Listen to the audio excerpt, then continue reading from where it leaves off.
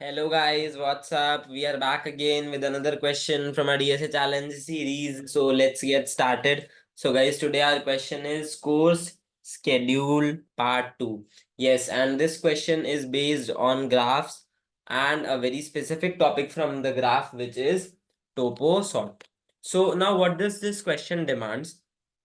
This question states that we are given a vector of vector, that is a 2D vector,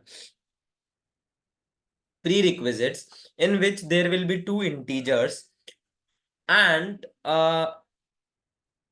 it is such that integer second b of I is necessary to solve a of I. Okay, so you are given an array prerequisites where prerequisites of I is equals to a of I comma b of I indicates that you must take the course b of I first if you want to take the course a of I. So this is a sort of a thing, and then we want if is it possible that it can finish all the courses or not, and if there are many valid answers, then we can return any one of them.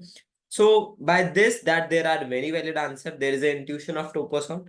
Secondly, there is a ordering that after this should be there, so there is also intuition of topo sort. So if there is no answer possible, then we have to return an empty array. So now how to go about this problem? So we will use vector int topo sort.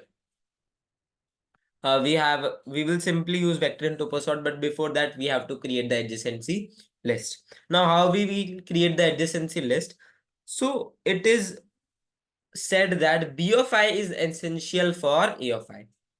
So now when we are traversing, when we are making the adjacency list, so we are first taking out the first character, first integer, and then the second integer.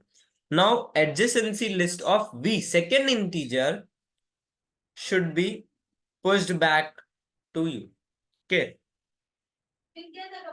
So what does it mean that we are making adjacency list on the basis of which should be occurring first and then which should be occurring second. Okay. So we have to take care of that. Then we are simply calling the toposort function. Now let us see what the toposort function does. Toposort function is toposorting is applied on directly acyclic graph, which is a directed acyclic graph. We can apply a toposort on that. Now first we calculate the in degree of all the nodes.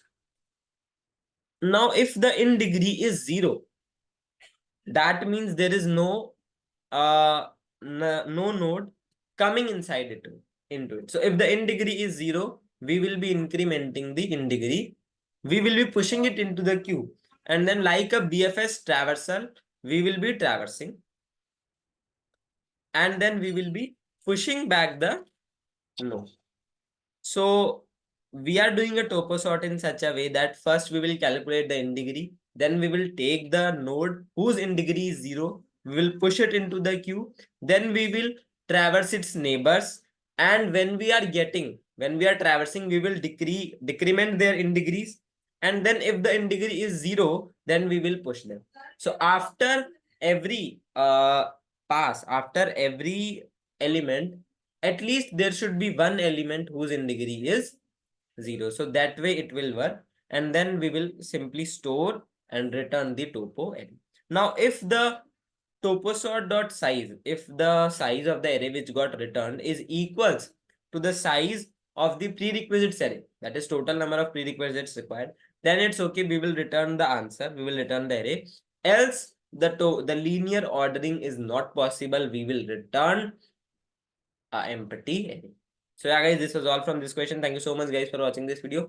Just in case you like the video, like the question, make sure you hit the like button, press the subscribe button, and share it with your friends. Thank you so much guys.